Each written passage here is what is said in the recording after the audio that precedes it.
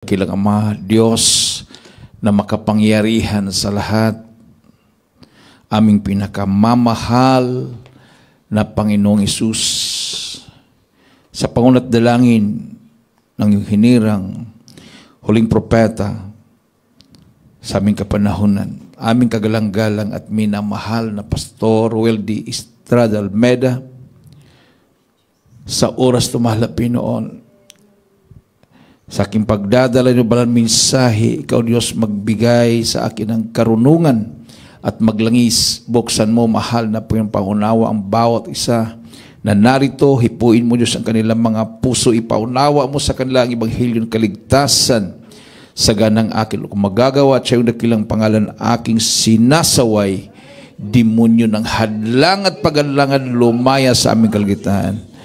In Jesus' name. Hallelujah, hallelujah. Praise the Lord. Everybody say praise the Lord. Praise the Lord. Hallelujah. The highest praise, glory, honor, and majesty belongs only to our Jesus. And we give double respect and honor to our beloved parents in the Lord.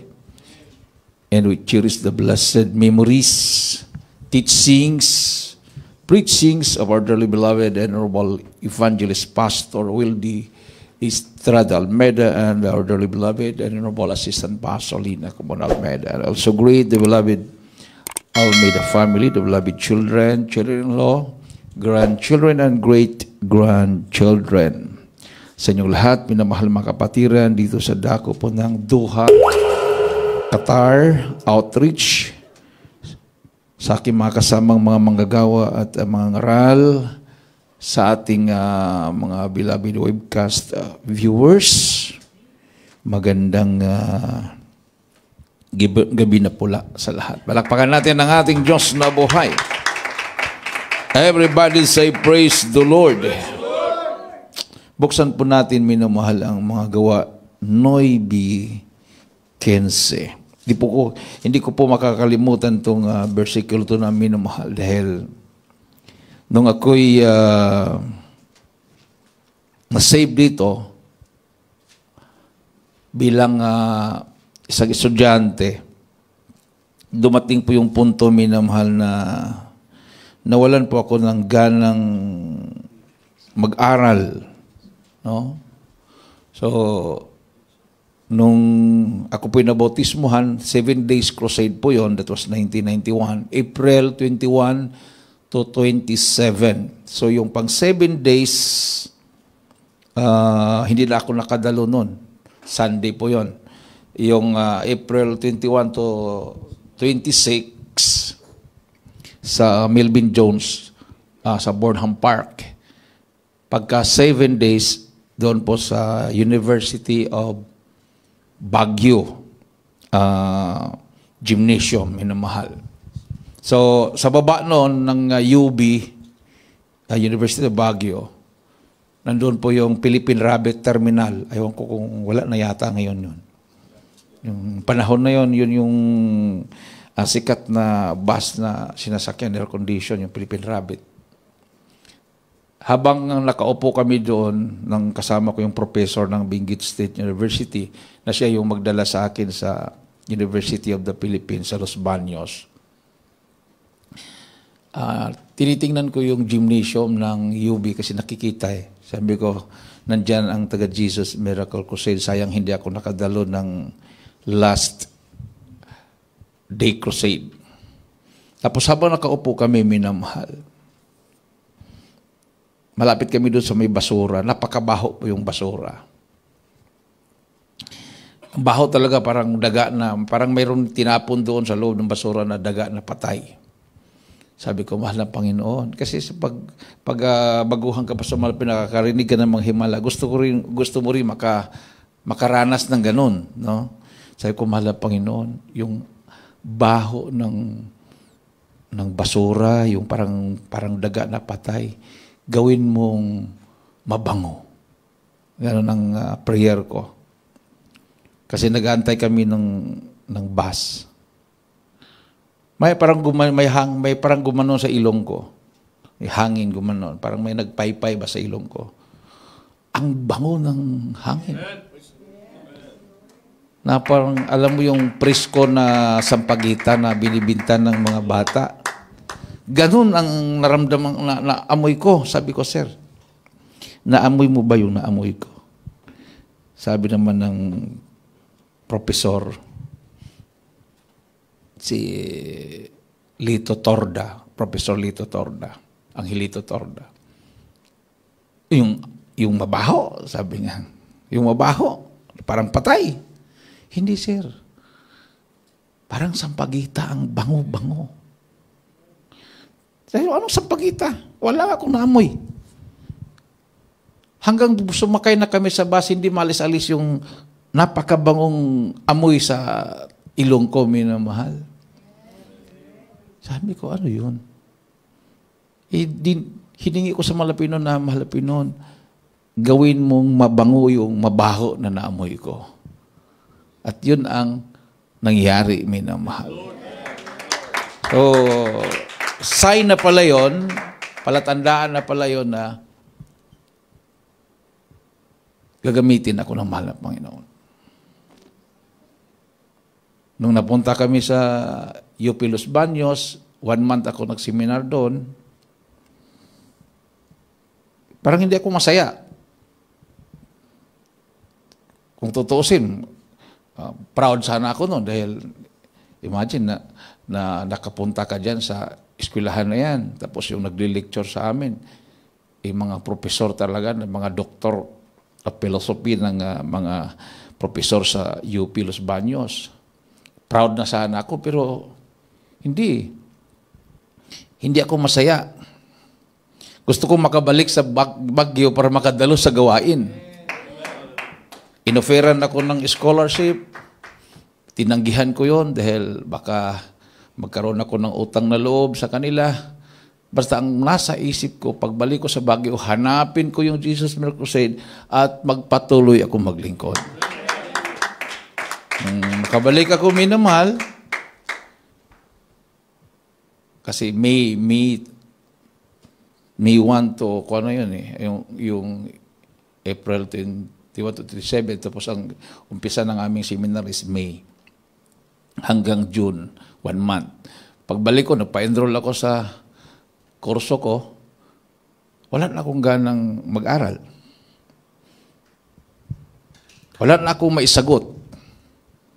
So, talagang mayroon ng plano ang mahal na Panginoon. So, nag-ayuno ako ng 3 days, absolute.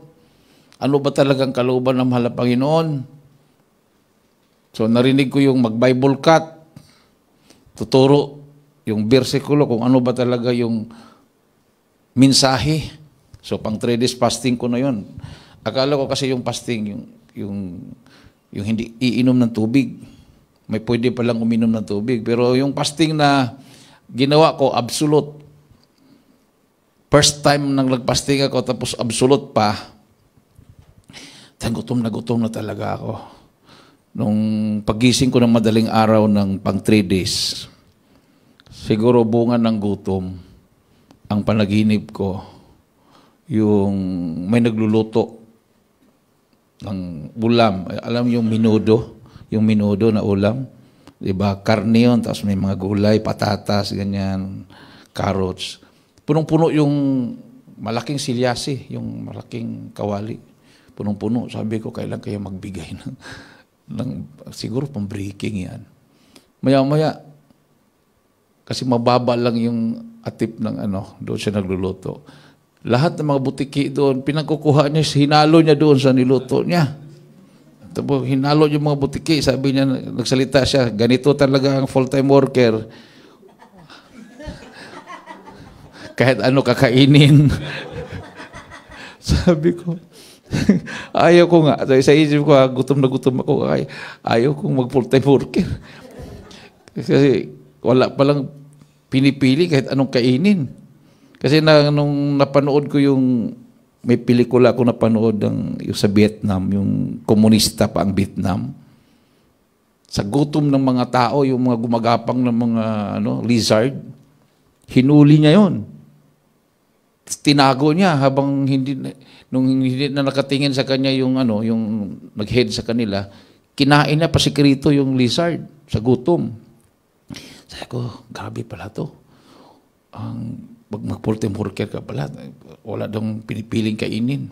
Tapos nakagising ako. Sabi ko, mahal na Panginoon, ayaw ko magkamali. Imagine, iiwanan ko yung pag-aaral ko.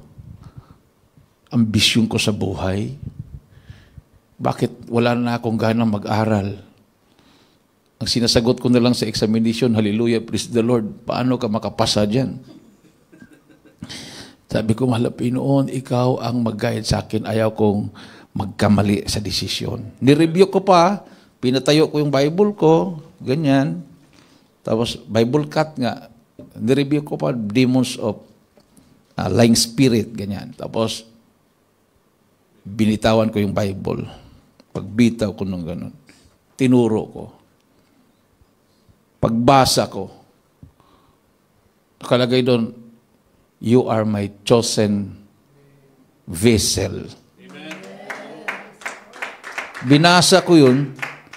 Ay, hindi naman ako ang tinutukoy dito. Si Pablo naman. Si Pablo. So, parang hindi ako naniwala na ganun. Kaya lang, pag pinili ka talaga ng mahal na Panginoon, wala kang magawa. Amen. Ating ang basahin yan sa Acts chapter 9 verse 15. Dito sa Aklat ng Mga Gawa, Kabanatang 9, ang talata po ay 15. Datapot sinabi sa kanya ng Panginoon, pumaroon ka, sapagkat siya'y sisidlang hirang sa akin upang dalhin ang aking pangalan sa harapan ng mga hintel at mga hari at ng mga anak ni Israel. Amen. But the Lord said unto him, go thy way, for he is a chosen vessel unto me, to bear my name before the Gentiles and kings and the children of Israel. So, sinabi ng mahal na Panginoon to kay Ananias. No? Sabi ng verse 13 din, Ananias answered, Lord, I have heard by many of this man how much evil he hath done to thy saints at Jerusalem. And there he had authority from the chief priest to bind all that call on thy name. Kasi kilala si Saul. Saul pang pangalan niya nun. Kilala siya na pinaghuhuli niya ang mga alagad ng Diyos. Ang mga banal. Pero ang sabi ng malapit sa kanya, go thy way, for he is a chosen vessel unto me. Palakpakan natin ang ating mahal na Panginoon. Everybody say, praise the Lord. So, dito minumahal, makita mo na ang Diyos talaga ang pumipili. Amen? Oh. Hindi tayo ang pumipili. Hindi tayo ang pumili sa Kanya. Maglingkod ako sa mahal na Panginoon, magpastor ako, mag-aral ako ng Bible School para magpastor ako. Hindi ganoon. Kundi ang mahal na Panginoon ang pumili. Wala namang Bible School sa panahon ng mga apostolis, di ba? Everybody say, praise the Lord. Oh, siyang pumili. Siyang pumili ng ating mahal na pastor para gabayan tayo. Kung wala ang ating mahal na pastor, paano natin malaman na ganun pala?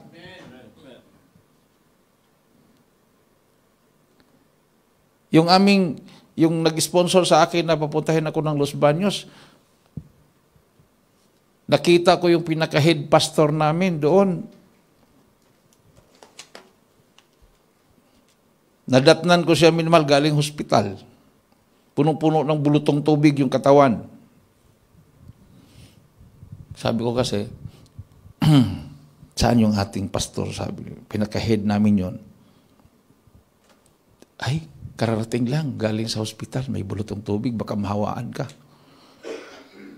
Gusto ko talaga siyang makita. Malayo yung distansya namin, hinarap ako, malayo yung distansya. Brad, huwag ka lumapit sa akin, baka mahawa ka. Naawa ako dahil parang nabulok yung mukha. Tapos daming mga liig, katawan. Sabi ko, pumasok sa isip ko, bakit bakit walang himala dito? Sabi ko. Eh, narinig ko sa Jesus Miracle Crusade, daming himala. Yung mga tinanggihanan ng hospital ng mga sakit, nagsigaling, yung kitong natuyo, gumaling. Sabi ko, mahal na Panginoon, patunayan mo sa akin na ang Jesus Miracle Crusade ay nasa buong katotohanan. Patuyuin mo ang mukha ng aming head. Yun lang ang prayer ko. Hindi ko na siya nilihans. Nag-meet kami mga 6 o'clock ng gabi. Kinabukasan, balitang-balita. Yung pastor nila, yung pinaka-head namin, natuyo na yung kanyang, natuyo na yung kanyang mukha, pati katawan. Sabi ko, grabe, no? Habang nagkita kami, nagnanaknak, tapos kinabukasan, natuyo na. So, isa na yun sa palatandaan. Nung kami naglinis doon sa, alam mo yung persimmon, yung parang ginagawang juice yan, di ba? Persimmon. Yung parang kulay orange na bilog, tapos gumagapang yan, di ba? Tapos nilagyan ng mataas yung halimbawa parang ganyan, gagapang dyan yung mga bunga. Naglagay kami ng hagdan yung aluminum. Kabilaan yon. Yung kasama kong professor sa kabila, naglilinis, tinatanggalan namin ng mga dahong patay. Ako naman sa kabila. Alam mo yung aso, mayroon kasi silang aso na gusto nilang i-mercy killing. Ibig sabihin mercy killing, yung sadyain na lang na pasagasaan, ganyan, patayin, dahil yung katawan niya nagnanaknak yung galis, tapos sa tainga may uod, dalawa kabilaan. Pinagamot na nila ng mga veterinarian, wala, kahit yung use oil, binuhusan na, wala. Umakyat yan doon sa hagdanan na nandoon ako naakyat. Umakyat. Tapos nang naabot na yung aking paa, gano'n siya. Pagtingin ko sa sir, tingnan mo yung aso, sir, ang baho-baho, pero bakit kaya siya umakyat sa akin? Sabi naman niya, baka gusto magpalihans yan. Di ba? Yung kininto mo sa akin, sabi niya, kininto mo sa akin si sir, pinag-pray mo, inatuyo yung kanyang bulotong tubig. Subukan mo ang ilihans. Baka gagaling yan. Hindi, ginanon ko yung ulo. Kahit nagnanaknak yan, ginanon ko yung ulo. Matuyo ka in Jesus' name, Jesus' name. Tapos bumaba siya dandahan. Tapos lumayo sa amin. Kinabukasan, nakita nila, yung aso natin. Hindi na mabaho. Nangatuklap yung parang kaliskis na ba? Kasi nagnanaknak yun, baho talaga. Sabi ko sa kanya, di ba nilihas kahapon yun? Maniwala ako kung nawala yung uod sa tainga, sabi niya, kinuha niya, nilapitan. Tiningnan yung uod sa tainga, di ba, may sa tainga, lalim. Wala na siyang makitang uod. Malinis na malinis. So, doon, nagiging talk of the town na yun. Kwento-kwento na siya, kwento-kwento. Hanggang pinagdudahan na ako na parang nag-infiltrate sa kanila. Baka daw ma-recruit ko sila. Parang binabantayan na nila ako, minamahal, na baka daw ma-recruit. Dahil yun ang yung patuto ko. Pumunta kami sa Mount Makiling. Nag-discipleship kami doon sa Mount Makiling. Pagdating namin sa Mount Makiling, mayroon na palang mga lamisa-lamisa doon. Sabi niya, dalawa tayo, mag-share. Kasi nandun yung mga estudyante, mga first year students, dami nila. Kumpul-kumpul, parang tagsasampo. Sabi ko, Brother Danny, kaya mong, kasi marami sila, na-outnumber tayo. Kaya mong mag-isa? Gustong-gusto ko yun. Kasi pag mag-isa ako, hindi ko susundin yung aming style ng discipleship. Ang gagawin ko, magpatotoo lang ko sa harapan. Yung gagayahin ko yung Jesus Miracle Crusade. Sila mag-illustrate pa sila yung anong illustration na ganito ang tao dati connected tapos biglang separate, malayo na ang tao sa Diyos tapos biglang mag-drawing ng cross o dahil doon sa cross makatawid, no? Yung bridge illustration. Sa akin hindi ko na ginamit 'yon. Sabi ko mag-share ako sa inyo ng salita ng Diyos. Sabi naman ng mga estudyante, debate na lang. Alam mo, UP yan yun. Di ba, ikaw, Christ the King, ka graduate, puro halos mga Christian school galing. Debate na lang, Brad. Sabi ko, pwede rin. Kung debate, ako, may karanasan din ako sa debate. Bago lang ako nag-champion sa debate. Sa Benguet State University. Kung debating gusto nyo, baka hindi wala pa kayong karanasan sa debate. Sabi ko, kung achievement naman sa academic, hindi naman ako malayo sa inyo. Kasi nag-graduate ako, Mathematician of the Year. Huwag na natin pag-usapan yan. Pag-usapan na lang natin ang kabutihan ng Diyos. Pakinggan na lang niyo ako kung anong patutuo ko. Patutuo ako, muntik ako maging NPA, kapatid ng papa ko, NPA leader sa Bohol. Nag-interest na, nagkaroong interest. Nagkaroon sila. Tapos, yung karamdaman ko gumaling, yung sinusitis ko, yung pterygium ko, nung dumalo ko sa krusada, sa Jesus Crusade, sa Baguio, yung ulcer ko, akit ulcer, gumaling. Pagkatapos patutuo ko, sabi ko kung sa inyo lahat na naniwala sa sinabi ko, pakisulat lang po yung pangalan sa papel. Pero bago yun, mag-pray muna tayo, tanggapin yung malapinon, tapos pray ako. Tapos, pakisulat yung pangalan nyo dito sa papel. Sumulat. Pag-receive ko, 7 yung sumulat. 10.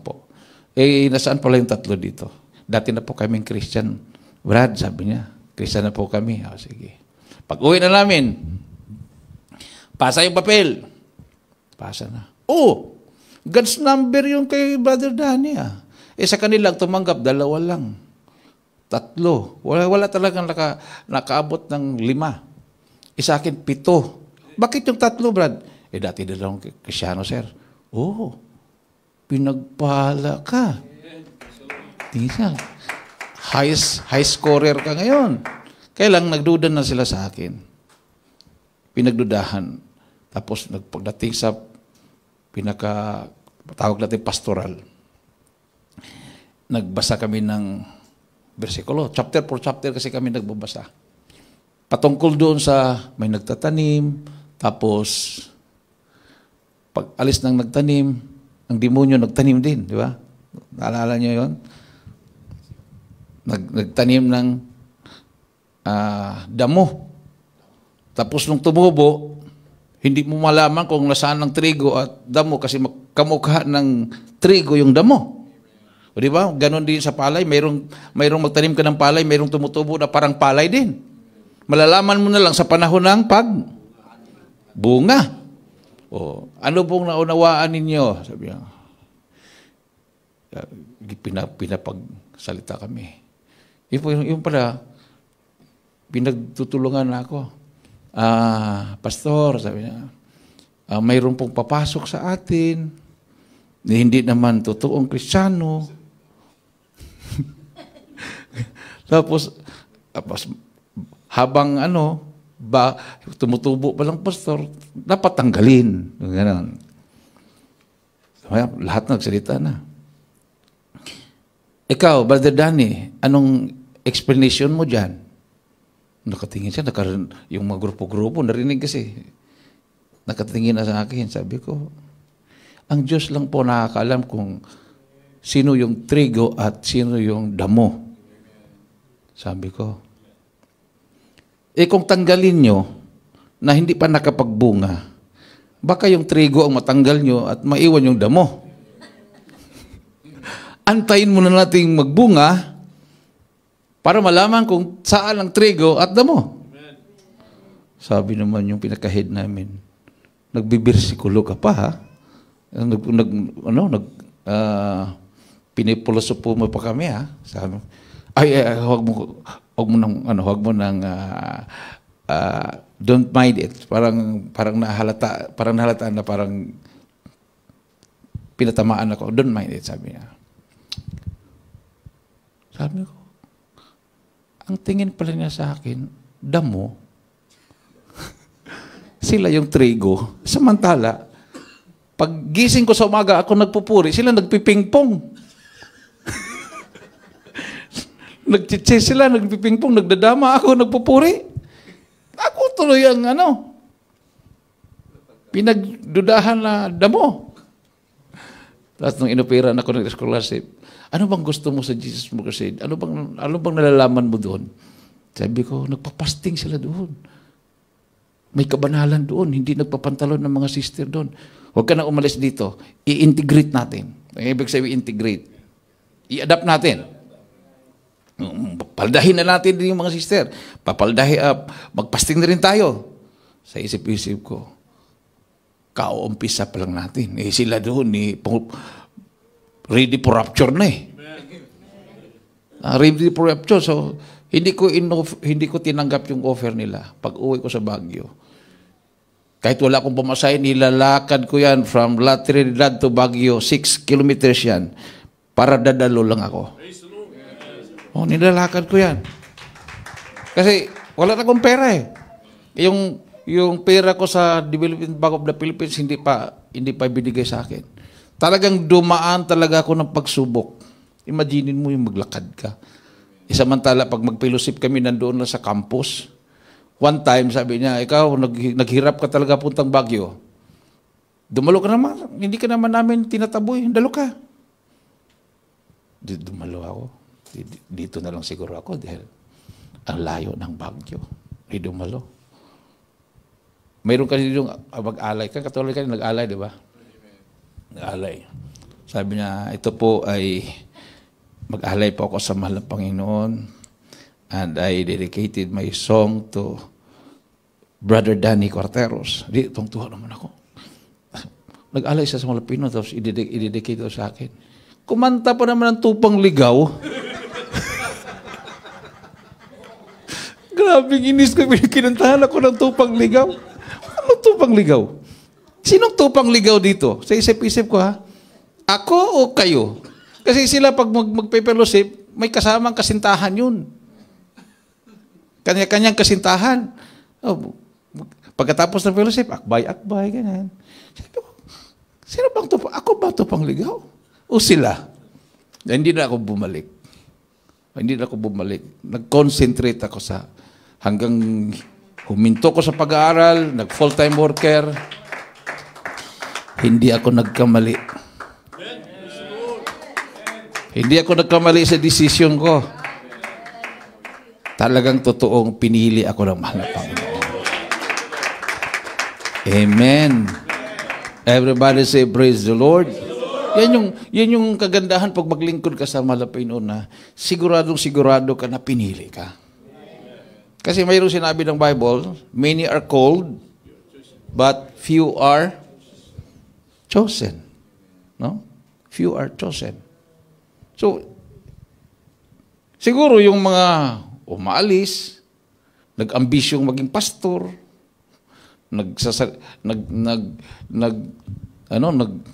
nagsarili, hindi sila mga pinili. Amen. No? Sila yung sinasabi na mga damo. Kasi sabi nga, by their fruit, ye shall know them. Makikita mo sa bunga. Lahat ng mga humihiwalay dito,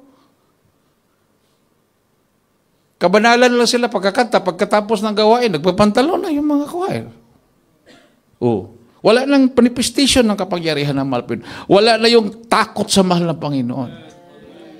So tama yung sinabi ng mahal Panginoon. Makikilala mo sila sa pamagitan ng bunga. Amen. Hanggang ngayon, nandyan pa rin yung takot nating magkasala sa mahal ng Panginoon. Yan yung pinaka-importante, minamahal. Yan ang pinaka-importante. What profit a man if he gains the whole world but loses his soul? Siguro yung iba, ang kanilang dahilan kung bakit humiwalay sila para masulo ang tithes and offering. Di ba? Ganun. Para makilala at sumikat. Granting without admitting na makuha nga nila yung ambisyon nila. No? Masulo nila yung tithes and offering, tapos sumikat sila, tapos pagkatapos noon, itatapon sila sa impyerno. Amen? Mayroon nga yan sa Davao, di ba? May helicopter, may private plane, may palasyo, lahat. Patayo pa ng Coliseum, Kingdom ba yun?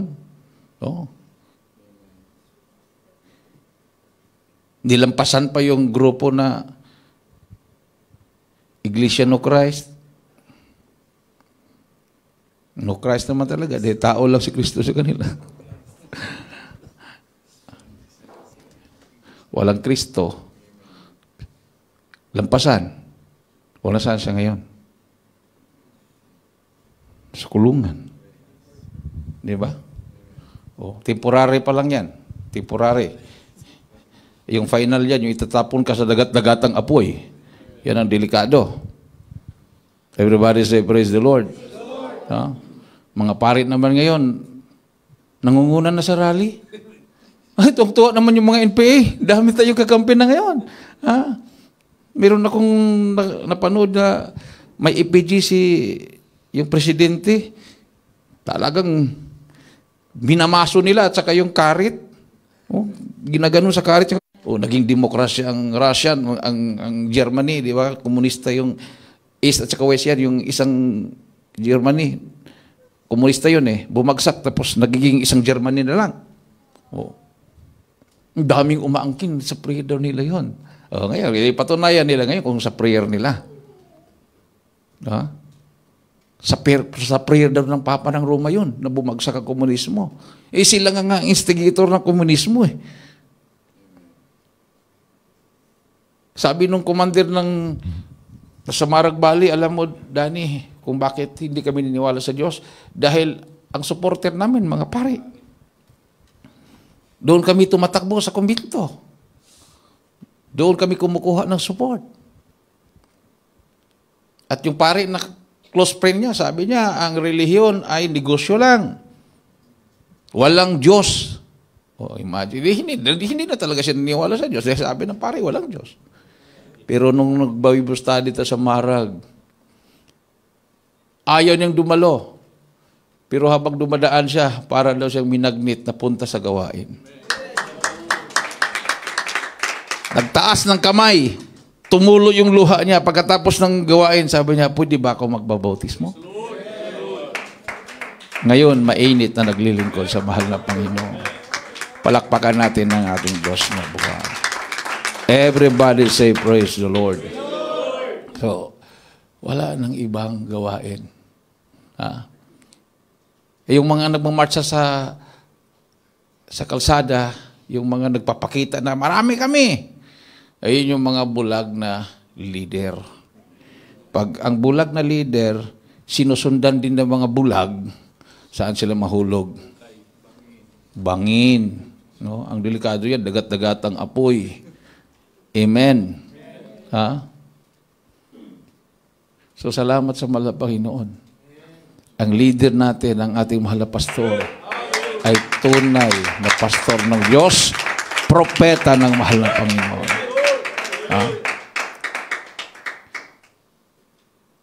Siya lang ang pastor na binuhis ang buhay para sa kaligtasan ng kaluluwa. Wala nang gumawa nun. Imagine, bago ka papasok sa kampo ng Abu Sayyaf, 40 days fasting. Tapos, 3 months doon, walang kain-kain. Sinong mabuhay niyan? Kung hindi mo talaga kasama ang mahal ng Panginoon. Amen? So, ang pagkapili kay Pablo, may mahal, hindi basta-bastang pinili siya. Kundi sabi ng verse 16, for I will show him how great things he must suffer for my name's sake. Amen? Oh. Pag pinili ka ng malapinon, huwag kang mag-isip na exempted ka sa mga pagsubok at ipumasahin sa Tagalog.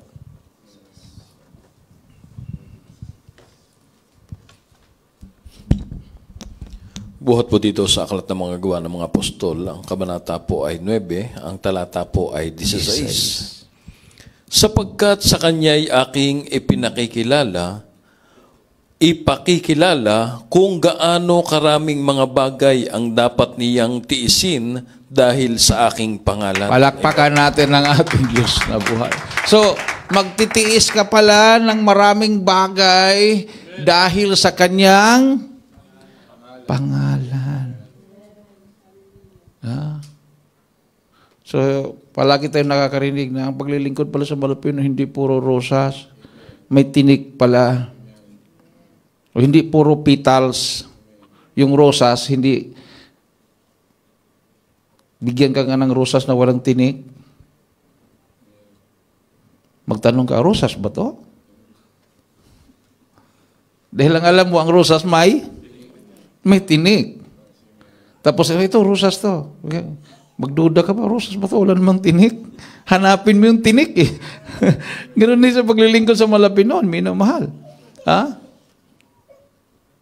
Bakit kaya wala akong palo? Gumagawa na ako ng kasalanan, walang palo. Hinahanap mo yung palo. Amen. Magduda ka na. Mahal pa kaya kung lumahal pa yun. Alam mo nang gumagawa ka na ng lihis, tapos walang palo, magduda ka na ngayon. Samantala yung iba, iniisip pa lang, hindi pa ginagawa, palo na kagad. Sabi ng Biblia, pag pinalo ka ng Diyos, mahal ka niya. Ganun din sa mga magulang, minamahal. Pag ang anak ay pinapalo, mahal niya. Oh, grabe naman yan, kuya. Mahal tapos papaluin.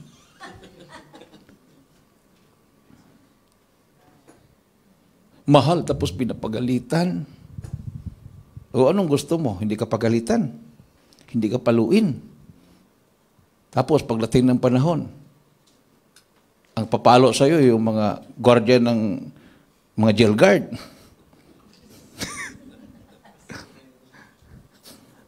Ang mag-a-advise sa iyo, hindi magulang. Ang mag-advise sa iyo, yung attorney mo. Ganito sa kaso ganito.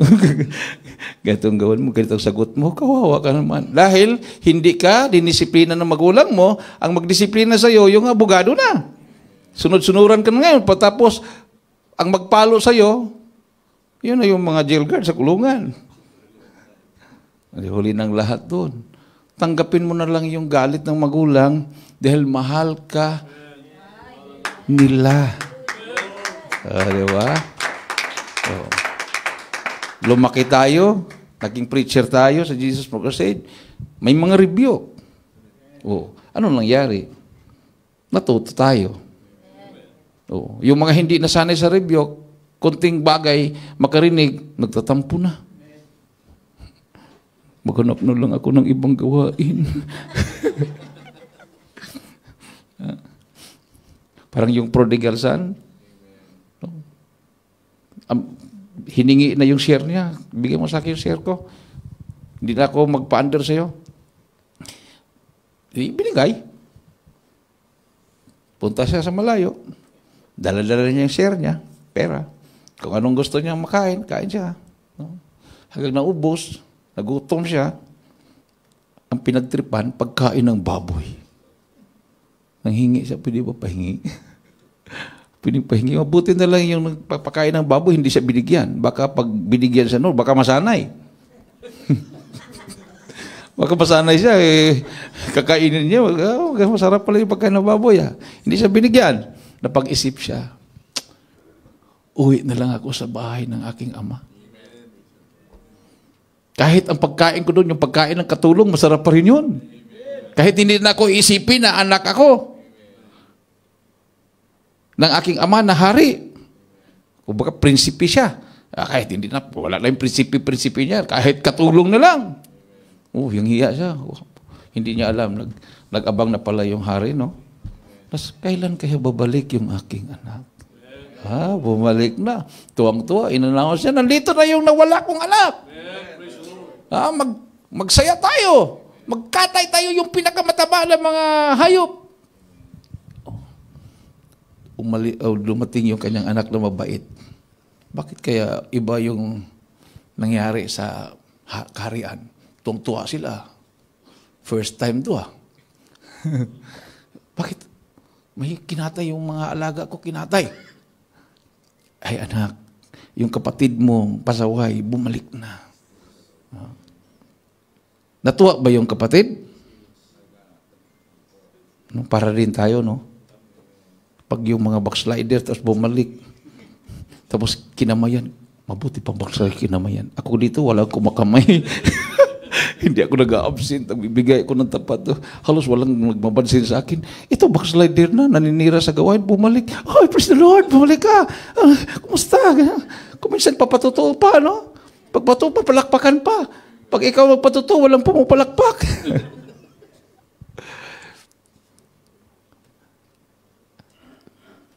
Sabi niya, ako dito, tapat ako sa'yo. Tapos, hindi ko maalala, nagkatay ka. Itong anak mong pasaway, kinatayan mo. Okay, kinonfort naman siya ng ama. Anak, huwag ka mag-alala. Lahat na naiwan dito, sa'yo na yan. Siya, bumalik lang yan. Nawala, bumalik mo.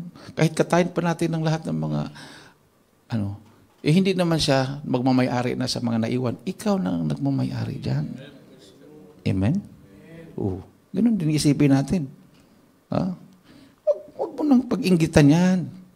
Ang kaligtasan, sa'yo na. Sigurado ka na sa kaligtasan mo. Buhay na walang hanggan. Everybody say, praise the Lord. Sa 100 na topa, mawala yung isa, iiwanan yung 99, hanapin yung isa. Ganoon. So, pag ganoon ang attitude natin, ang iniisip natin, hinahanap natin yung mga nawawala. Ganoon ang pagkatawag ni Pablo. Sabi ng Malapinon, gagamitin ko siya. Di ba? Para sa kaligtasan ng mga hintil, sabi dito, bear my name before the Gentiles and kings and the children of Israel. Everybody say, praise the Lord. So, si Pablo, hindi lang sa Israel nag-ikot hanggang Roma. Pinugutan doon siya, pinugutan ng ulo. Napunta pa siya ng, yung lahat ng mga sinulatan rito, yung Corinto, Galacia, nakapunta siya doon Tapos sumulat siya kasi hindi na siya nakabalik. Galacia, Episo, Philippians, lahat ng mga nakabanggit dito na napuntahan niya, sinusulatan niya yan. Ganon siya masigasig. Pero dati siya persecutor. Dati siya nangungusig. Amen. So huwag nating husgahan yung, ayaw ko yun, ayaw ko kausapin, pilosopo yan, ayaw ko kausapin, naninira sa tayo. No. Pag siya ipinili ng Malapinon, magugulat ka na lang, taga-usig yan. Pero ang init-init maglingkod na ngayon. Amen? Sabi na dito, minamahal, sa Roma 1:1, 1 Corinthians 15:10 and Galatians 1:15.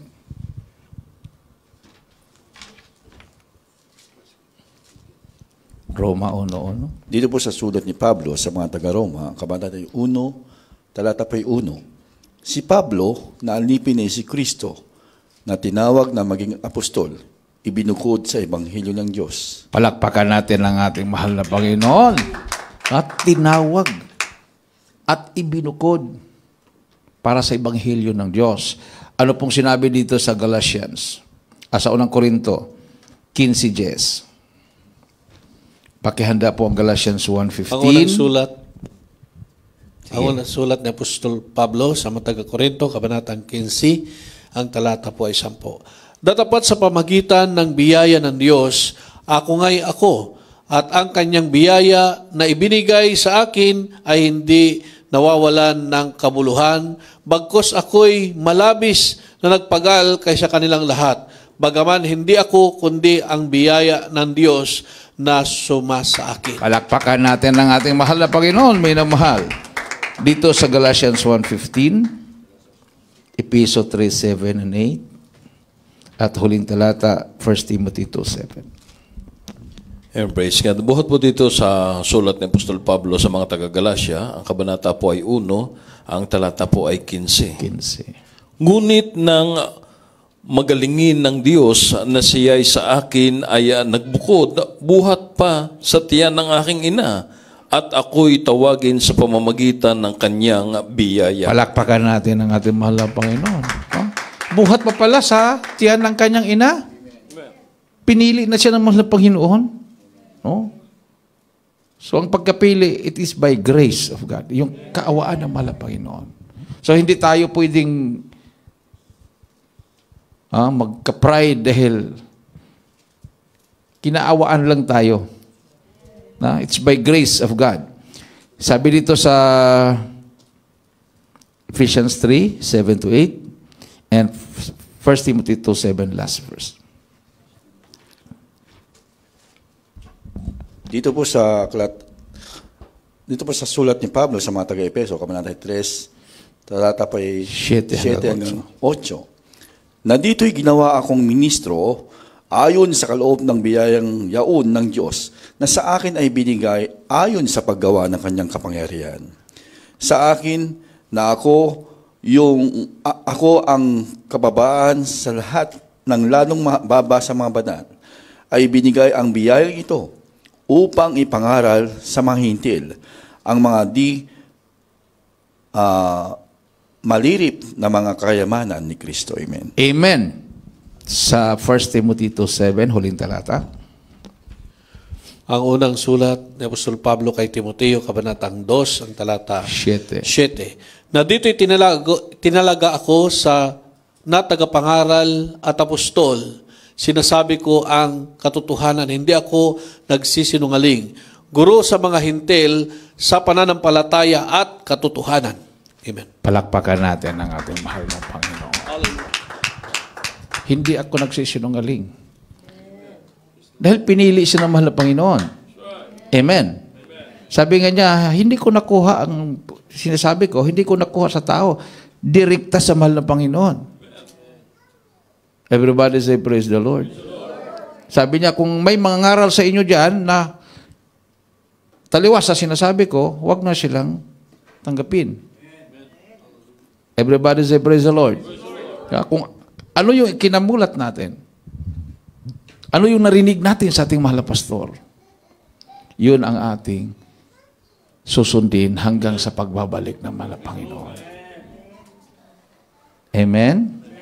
Awitan po natin ang ating mahal na Panginoon, minamahal. Napakapalad natin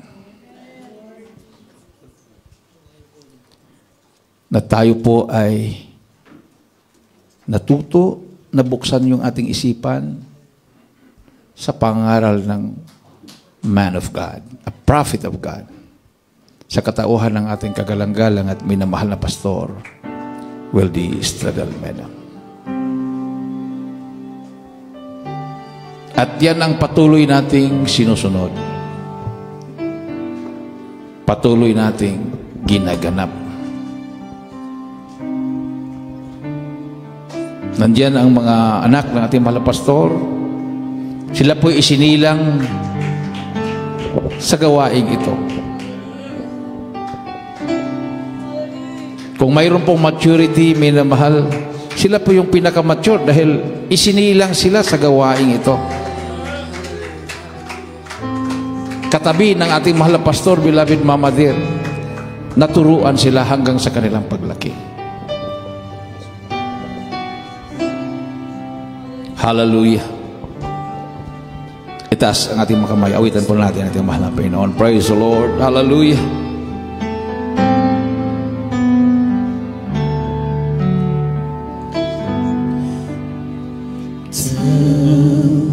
At your feet, O Lord, is the most high place.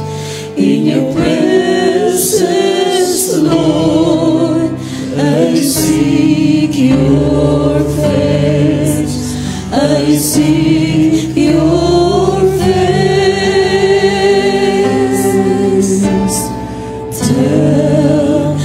At your feet, O Lord, is the most high place. Hallelujah. In your presence, Hallelujah. Hallelujah. Lord, I seek your face. I seek your face. There is no higher calling, no Hallelujah. greater honor than to love and kneel before your throne. I'm amazed at your glory. Last ating kalagitnaan na presensya natin malapinoon, minamahal. Isigaw po natin ang hallelujah, praise the Lord, hallelujah, glory to Jesus. Hallelujah, praise the Lord, hallelujah, hallelujah. Hallelujah, hallelujah. There is no higher calling, no greater honor than to bow and kneel before your throne. Lord Jesus, hallelujah. I'm amazed at your glory and praise. By your mercy, O Lord, I live to worship you. Hallelujah. Lord Jesus, hallelujah. Down at your feet, oh Lord, is the most high place. In your presence, Lord, I seek your face. I seek your face.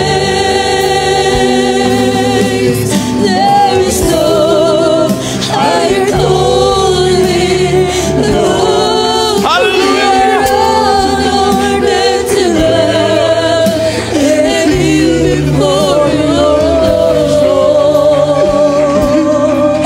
I'm amazed at your glory, embraced by your mercy, O Lord. I live to worship you. There is no higher calling, no greater honor than to bow and kneel before your throne. Lord Jesus, hallelujah, praise the Lord. Hallelujah, hallelujah. Hallelujah, hallelujah. By your mercy, O Lord, I live to worship you. There is no higher calling, no greater honor than to bow and kneel before your throne. I'm amazed at your glory and grace. By your mercy, O Lord, I live to worship you. There is no higher calling, no greater honor than to bow and kneel before your throne. Hallelujah. At your glory and grace, by your mercy, O Lord. Nasa ating kalagitnaan ng presensya natin malapinoon, minamahal. Purihin po natin ang ating Diyos sa buhay. Isigaw po natin ang hallelujah, praise the Lord, hallelujah. Hallelujah, praise the Lord, hallelujah, hallelujah. Hallelujah.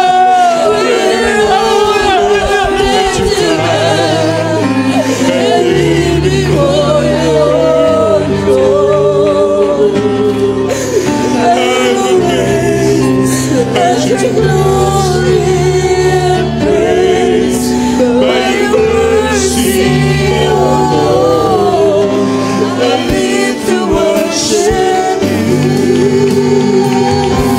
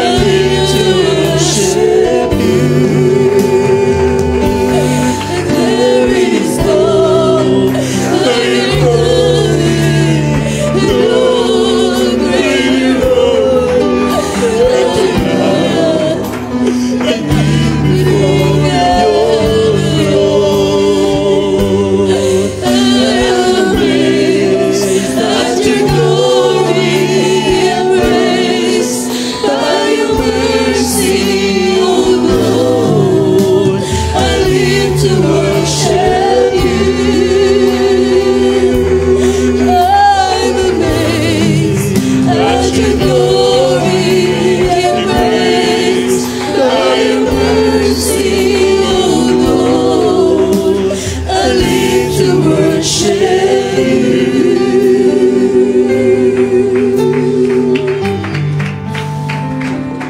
Lord Jesus, hallelujah. Tayo manalangin sa ating mahal na minamahal. Isama po natin sa panalangin ang ating pong misyon sa dako po ng Zambia, Africa. Hallelujah. Ano po itong mga pangailangan natin? Tayo po yung magkaisa manalangin. Taas po ang ating mga kamay. Magsisi pong bawat isa na kailangan Diyos na makapangyarihan sa lahat. Pinakamamahal naming Panginoong Isus. Sa Panginoon at dalangin yung hinirang propeta sa uling kapanahonan.